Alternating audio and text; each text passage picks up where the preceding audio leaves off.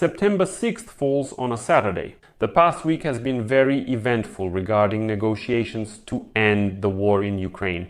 Moreover, both Ukraine and Russia continue to shape and push their negotiating positions. As expected, there was no real progress in the negotiation process this week. However, there was a lot of diplomatic activity. Zelensky attended the Paris summit of the Coalition of the Willing, where security guarantees for Ukraine were discussed, and where we finally heard that Trump would no longer impose sanctions against Russia. Meanwhile, Vladimir Putin, Xi Jinping and Kim Jong-un were displaying themselves at a Beijing military parade. Where did we hear that Putin is not going to enter into real negotiations? And instead, a new Beijing-Moscow-Pyongyang axis was put on display. At the same time, Donald Trump only stated that we lost Moscow and New Delhi to China, and that he is once again very disappointed in Vladimir Putin. But he still promises to work on guarantees for Ukraine. And he hinted, either the war in Ukraine will be ended, or we are facing a global-scale tragedy. So let's go over the main meetings of the Ukrainian leadership with its allies, as well as the statements made by the aggressors. Aggressors in the plural, because Russia is now openly not the only one waging war against Ukraine. My name is Pechiy. Today is September 6th, and before we start this episode, I want to make a small confession. You know, from being overwhelmed with news and constantly working with the news feed, once a week I pour out my soul to a psychologist just so I don't burn out. If you need a gentle daily push to take action, I want to recommend a good YouTube channel where a psychologist posts short videos every day about how to overcome procrastination, gather your thoughts and avoid burnout. And not just that, it's a normal practical tone without any of that pseudo-guru stuff, you know. That's why I recommend this YouTube channel. I'll leave the link in the description of this video, and I suggest you subscribe and save a couple of videos to watch again later. Boundaries mean honesty, not coldness. You don't need to be always available to be loved. Yegorova. In this episode, we'll cover what Zelensky, Trump, and European leaders discussed in Paris. What progress has been made on security guarantees for Ukraine? What did Putin's visit to China show? And how are the United States reacting to all of this? The main meeting for Ukraine this week took place in Paris, where 26 countries from the coalition of willing participants gathered, and before the trip to Paris. On September 4, the president of Ukraine, Volodymyr Zelensky, visited Copenhagen and took part in another summit called. At this summit, the discussion was about coordinating positions on security guarantees for Ukraine and additional support. After the summit, Zelensky said there are still no signs Russia is willing to end the war. He emphasized that the Russian Federation is massively attacking Ukraine several times a week, and this is a clear signal that Russia rejects any attempts to end the war and wants to continue the fighting. We have to proceed from the fact that this is currently Russia's main scenario, Zelensky noted. During the Paris meeting on September 4, Volodymyr Zelensky and other European leaders held their now traditional online conversation with United States President Donald Trump. We discussed various options, and most importantly, it's about pressure, using strong measures, including economic ones, to force an end to the war. The key to peace is depriving the Russian war machine of money and resources, Zelensky later said. According to The Guardian, during the call, Trump urged Europe to take two steps against Russia. First, to give up Russian oil. This has already happened, except in Slovakia and Hungary. Second, to increase economic pressure on China to punish it for financing Russia. Although Trump himself doesn't want to do this, he is pushing Europe to do it. Following the meeting in Paris, French President Emmanuel Macron said that there is now a political and military proposal on the table to provide Ukraine with security guarantees, coming from 35 leaders of the coalition of the willing. Out of them, 26 countries have committed to helping guarantee Ukraine's security. 26 countries have agreed to send troops to Ukraine as a guarantee force, or to be present on land, at sea, or in the air to support Ukraine.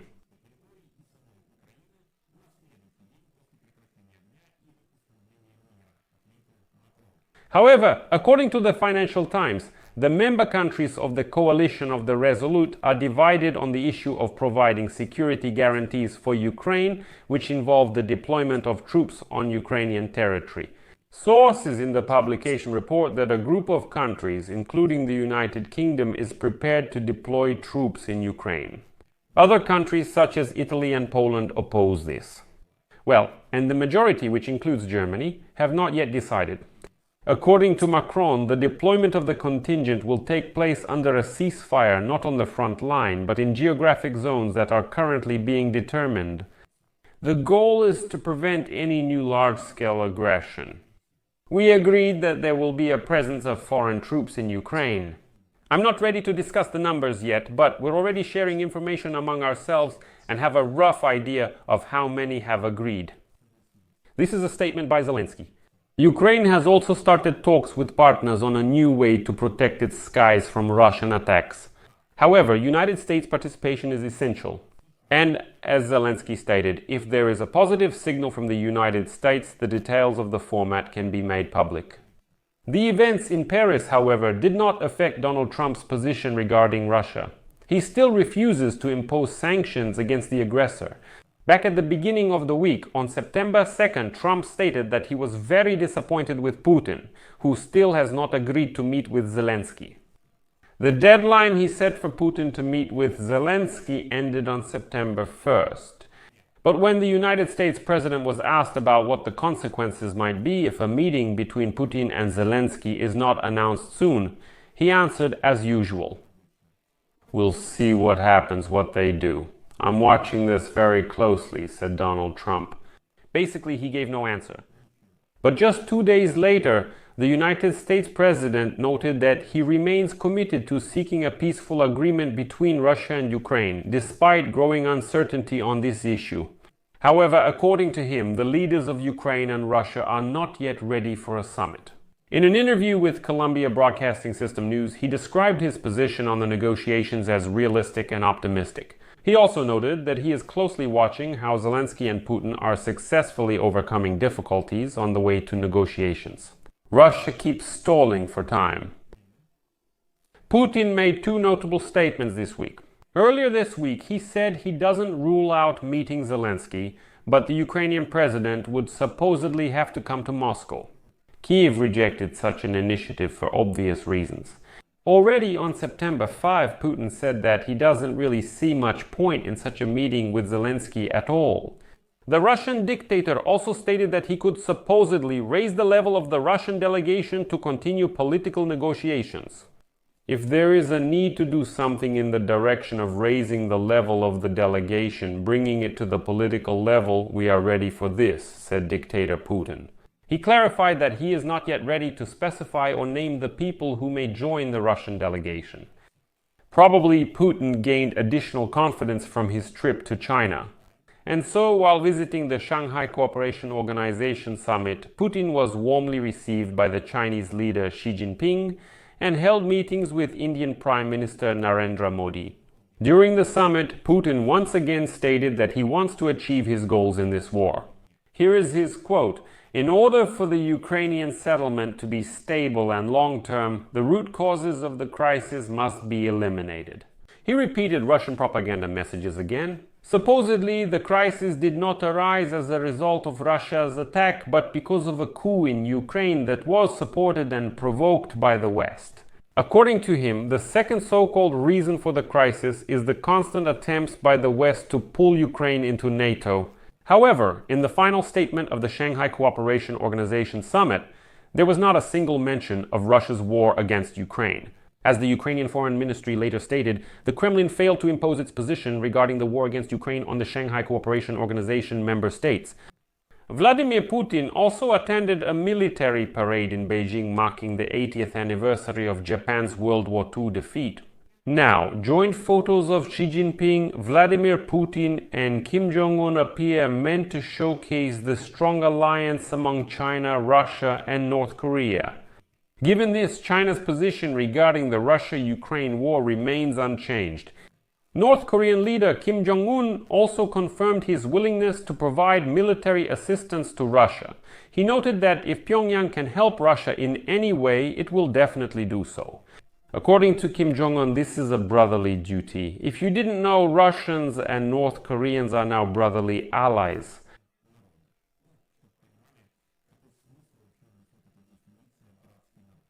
Commenting on the meetings in China, Ukrainian President Volodymyr Zelensky noted that Putin would use the meeting with Xi Jinping as a kind of permission to continue the war against Ukraine. In general, this week saw the continued formation of negotiating positions with which Ukraine and Russia could enter into final negotiations. However, this process is still not complete. Obviously, the Kremlin is in no hurry for now, especially since Trump is de facto not insisting on speeding up the negotiations, and any contacts will continue next week. In particular, another phone conversation between Trump and Putin has already been announced. However, the chances of a breakthrough during it remain minimal. And finally, Putin's own statement. Either Ukraine and the West will accept all of Moscow's conditions, or Moscow will continue the bloody war. As a result, Western media are already openly writing, "We have returned exactly to the position that existed before Donald Trump's presidency." What does this say about the fact that 7 months of his presidency have brought nothing for Ukraine? I'll leave it at that. Share your opinions and conclusions in the comments below this episode. Subscribe to the channel, hit the bell, and don't forget to like. That's all for now. Take care of yourselves. Goodbye, everyone.